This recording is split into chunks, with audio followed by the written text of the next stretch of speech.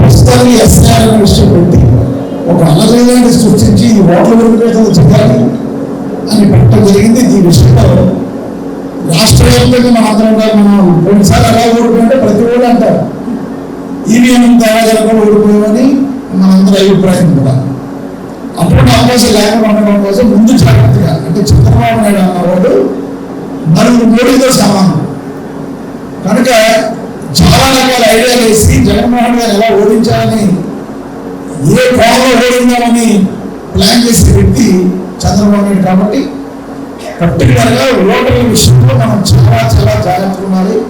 ఇప్పటి నుంచి కూడా రాబోయే 2.5 years కూడా ఓటర్ లిస్ట్ మీద ప్రతి వాళ్ళు కూడా ప్రతి వార్డు ఇన్ఛార్జీలు కానీ బిఎల్ఏలు కానీ అందరూ కూడా చాలా జాగ్రత్తగా ఉంటూ శ్రద్ధ వహించాలని మనస్ఫూర్తి కోరుకుంటున్నాను.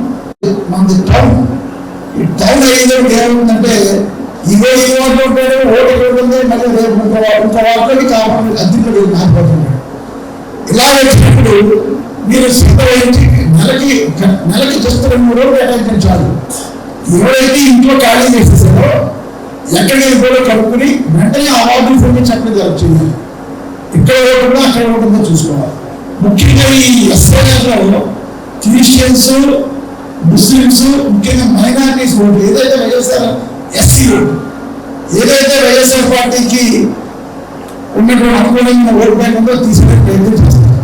ఇప్పుడు పెద్దలు ఎక్స్ప్లెయిన్ చేస్తారు, రాజాగారు నా తర్వాత రాజాగారు మాట్లాడతారు పెద్దలు ఎక్స్ప్లెయిన్ చేస్తారు. అందరూ కూడా దయచేసి పెద్ద వినండి. మరలా మనకున్న డౌట్లు తెచ్చుకుంటే నిజంగా ఎందుకంటే కొన్ని రోజులు రాకూడదు కనుక మళ్ళీ మీరు వచ్చినా అడిగితే నేను కూడా నా కూడా చూసుకోవాలి. సో ఎక్కడో కూడా ఇందులో అశ్రద్ధ వహించకుండా పెద్దలు రఘురామ్ గారు ఉన్నారు, చౌదరి గారు ఉన్నారు, జమీల్ గారు అందరూ కూడా మాట్లాడతారు, ఇక్కడ ఎక్స్ప్లెయిన్ చేస్తారు. ఎక్స్ప్లెయిన్ చేస్తే మీకు డౌట్లు కూడా అన్నింటి క్లారిఫై చేస్తారు. మీకుండొచ్చు అతను అడుగుతాడు, అదే డౌట్ మీరు అడుగుతూ ఉంటారు కనుక ఎవరైతే అడిగిన డౌట్ ఉందో అది మీరు అడుగుతాం అనుకుంటే కనుక మీకు ఒక వ్యక్తి అడిగిన తర్వాత ఎక్స్ప్లెయిన్ చేస్తుంది. కాబట్టి రెండోది మీరు అడిగే పని లేదు, మనకు కూడా టైం కలిసి వస్తుంది. కనుక శ్రద్ధ విని చాలా ఇంపార్టెంట్ కార్యక్రమం ఇది. అందుకనే మన ప్రెసిడెంట్ గారు రాజా గారు ప్రతి నియోజకవర్గంలో కూడా మీటింగ్ పెట్టడం జరిగింది. ఈరోజు కాకినాడ రేపుతో మన జిల్లాలో అయిపోతుంది ఇప్పుడు చెప్పడం జరిగింది. కానీ అందరూ కూడా శ్రద్ధ విని ముఖ్యంగా పార్టీని చెప్తున్నాను. 6వ వార్డు అంటే 6వ వార్డు సంబంధించిన నాయకులు బిఎల్ఏలు 6 వార్డు చెప్పిన వార్డు అంటే తగినంత జాగ్రత్తగా ఉండాలి. ముఖ్యంగా ఎస్సీ, ఎస్టీ, మైనారిటీ, క్రిస్టియన్స్ ఉన్న వార్డుని నోట్ చేసుకోవడం జరిగింది. ఈ వార్డుకి సంబంధించిన అందరూ చాలా జాగ్రత్తగా ఉంటూ స్పష్టత చేయడం నా కోరిక. ముఖ్యంగా 6వ వార్డు ఒకటి, 7వ ఒకటి, 8వ ఒకటి, 11వ ఒకటి.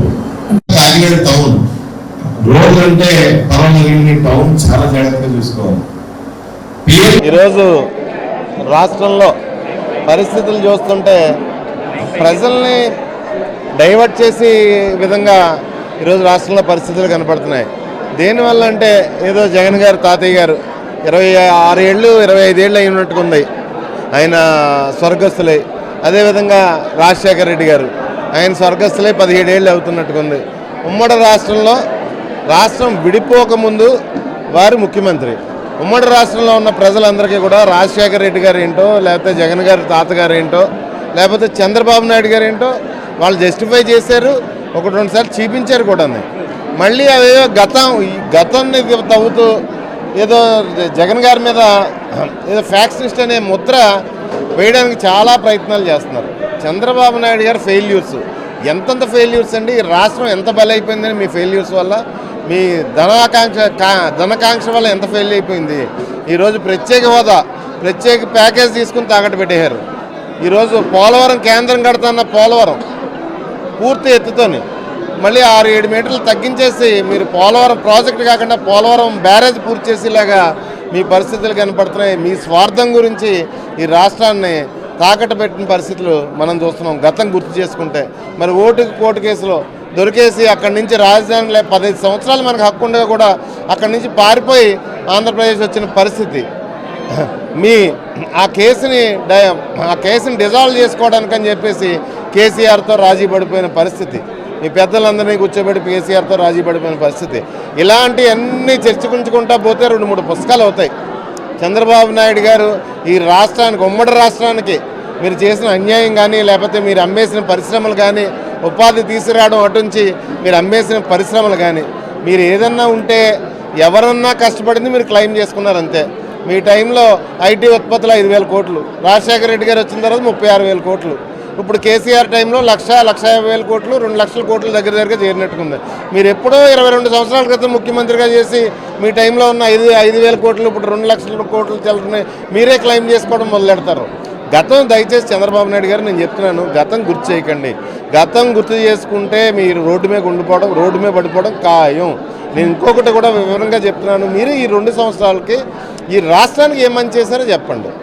మీరు కూడా మీ పార్టీ వర్కింగ్ ప్రెసిడెంట్ గారు కూడా ఈ రాష్ట్రానికి ఏం మంచి చేశారు ఈ 2 సంవత్సరాల్లో? మీరు చేసిన మంచి ఏంటి, మీరు ప్రజాపకారం చేసింది ఏంటి, మీరు ఎన్ని ఉద్యోగాలు ఇచ్చారు, ఎన్ని పరిశ్రమలు తెచ్చారు, ఇవి చెప్పండి.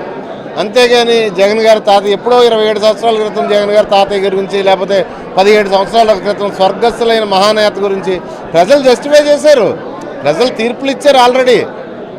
అర్థమైందా? మేము నచ్చలేదు కాబట్టి మాకు తీర్పు ఇచ్చారు. మళ్ళీ తొందరలోనే మీకు తీర్పు కూడా మీకు ఇస్తారు ప్రజలందరూ కూడా.